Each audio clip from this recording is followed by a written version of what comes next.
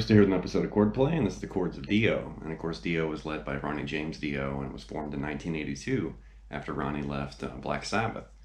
And the initial guitarist in Dio, Vivian Campbell, who was quite young at the time, I believe he was kind of a late teen or early 20s when he started working with Dio. And of course, he appears on Holy Diver, The Last in Line, and Sacred Heart. And even though his little window of time in the band was very short, it was just 3 or 4 years, he has had this lingering kind of remembrance or, kind of saga, working with Dio back in the day. And we did talk about Vivian briefly in 3 for All, with Adrian Vandenberg and Vivian Campbell. And in typical, kind of late night lessons fashion, I was listening to Whitesnake and Blue Murder, and then I finished that lesson, and then the next thing I knew, I was listening to Dio like a madman. It was like, oh my gosh, okay, I think I'm going to do, kind of a tribute now for Ronnie James Dio and also Vivian Campbell. So this is kind of the early days of Dio, and we're not really going to leave, we're not going to leave the first 2 albums, Holy Diver and Last in Line. And of course, other guitarists have worked with the group, Craig Goldie and Rowan Robertson and even Warren DeMartini and Doug Aldrich.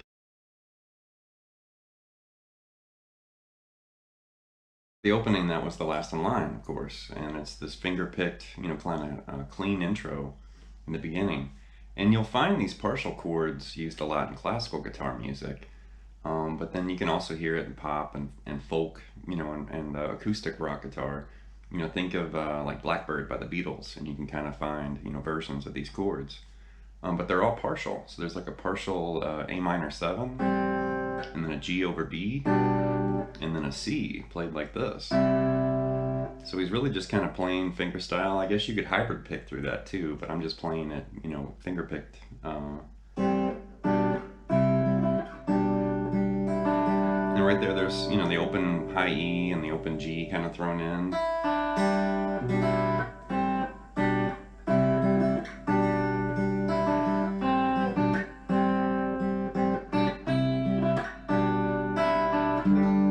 There's kind of a G5, with a lot of open strings.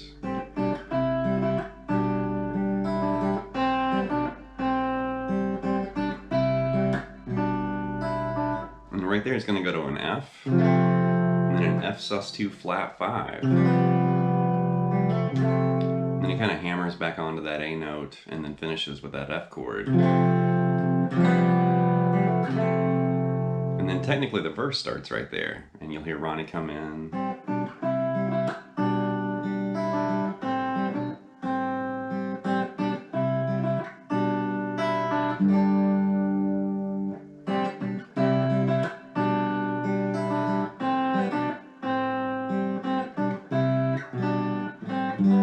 And then all hell breaks loose, and we've got this part.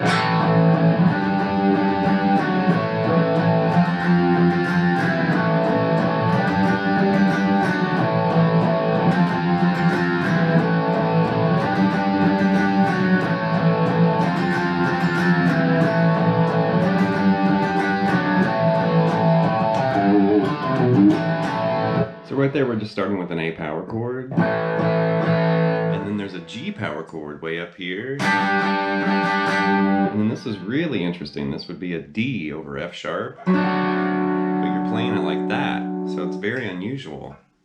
And I kind of targeted that chord because that's part of the reason for this entire series. I'm exposing you to, some different bands and different songs and different ideas. But anytime we find like a different way of playing a chord or a different way of putting chords together, that's literally chord play, trying to, tap into some of these cool ideas from different guitarists and bands, but being very playful and creative, and right there, that's very creative, a D over F sharp like that, and there's your F sharp. Technically there's a D hiding right there too, if you wanted to expand that out, but in the song, he really just hits that D over F sharp once.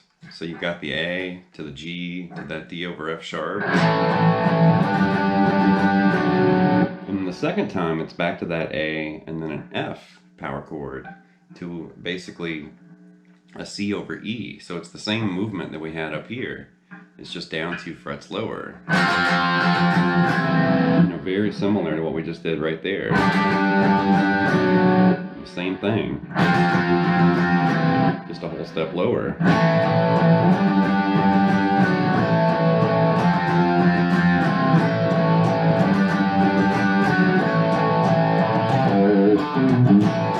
Right there, just kind of finished with that little single note run. Up next we have the song Gypsy, which is from Holy Diver, and it sounds like this. And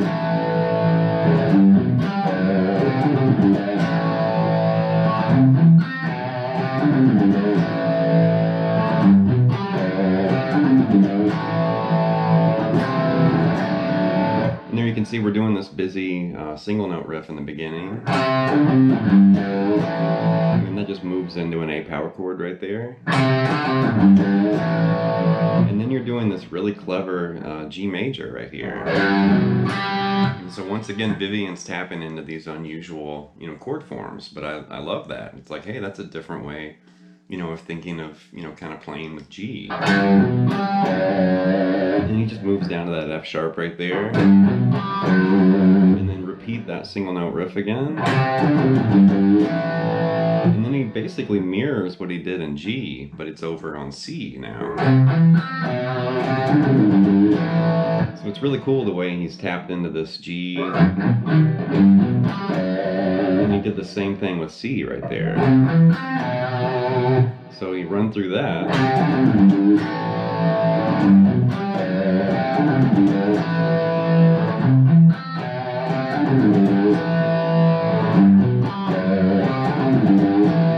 And the last time, just strum that C and then go to a big D power chord right there. Really cool riff, and it's a classic album. I mean, Holy Diver, gee whiz, that's classic. Next we have the song Invisible, which is also from Holy Diver, and I'm not really worried about picking, popular songs or chart-topping, hits.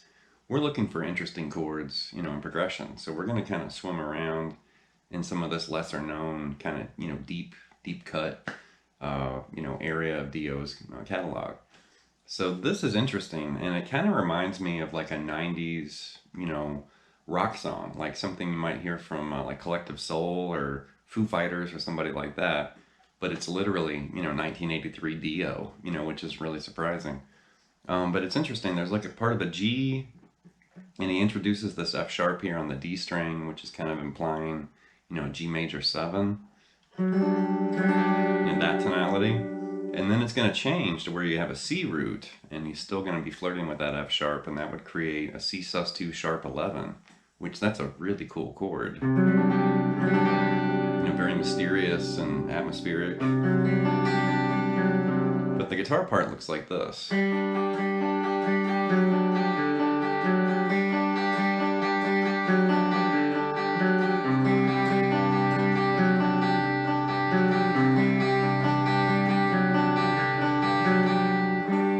there you can see we're just kind of picking through that G. Kind of creating that little pattern or that motif. And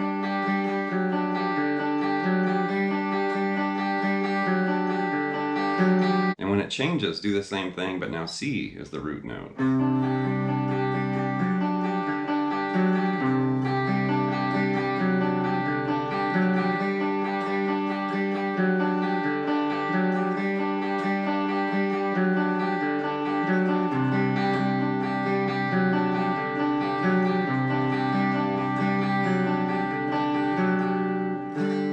Really interesting guitar part, and it's tricky. It's deceptively, hard to kind of navigate through that and play it cleanly. All right, back to the rock. This is One Night in the City from The Last in Line, and it looks and sounds like this.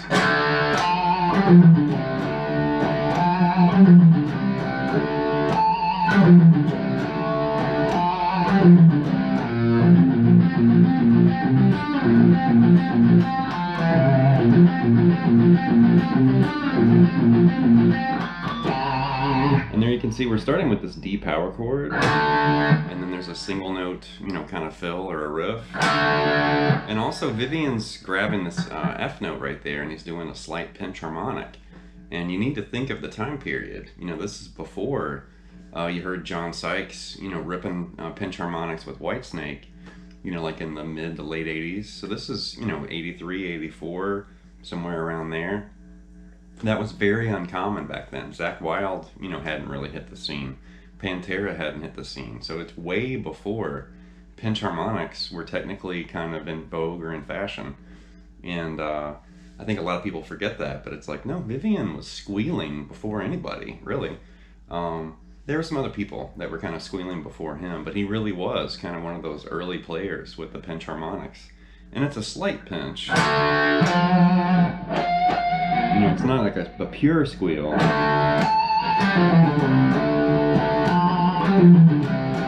So there you can see we're just coming down after that D power chord and the slight pinch.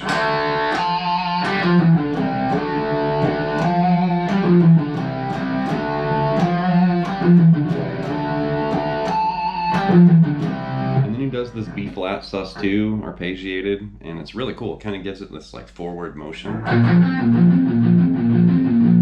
then he moves up to a C sus2, and then go back to that B flat. And there's like a little single note tag right there. But that's really cool.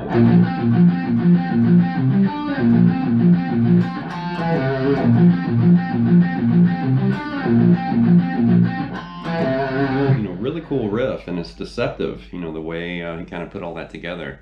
It fits, and it has this kind of flowing sound to it. Really dig it. The last example comes from the song Don't Talk to Strangers, which is from Holy Diver.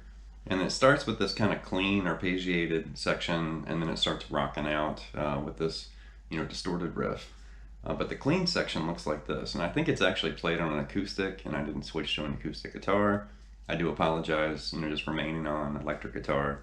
But I think Vivian technically played this on an acoustic, but it looks like this. So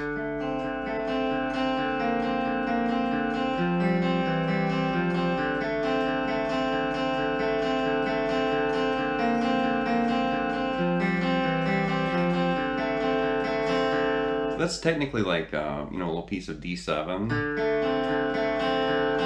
and then a D7 sharp 5. And then this would be a part of an F sus2, and then a C over E, and then back to that F sus2.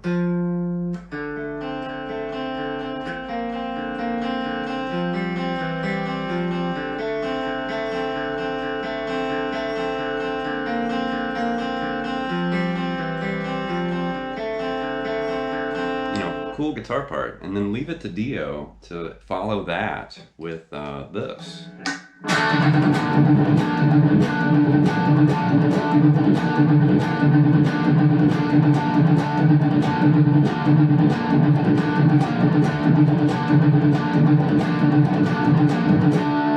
And that's just basically, right after that acoustic intro and the verse, starts, it just starts rocking out, which is typical for Dio.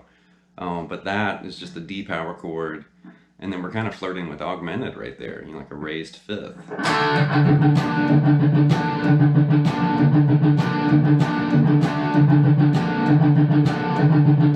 Something like that.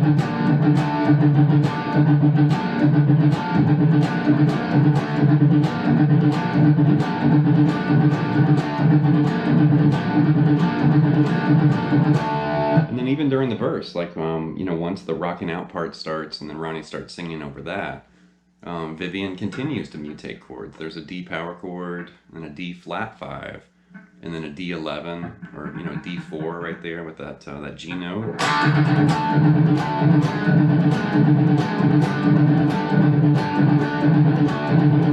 Something like that.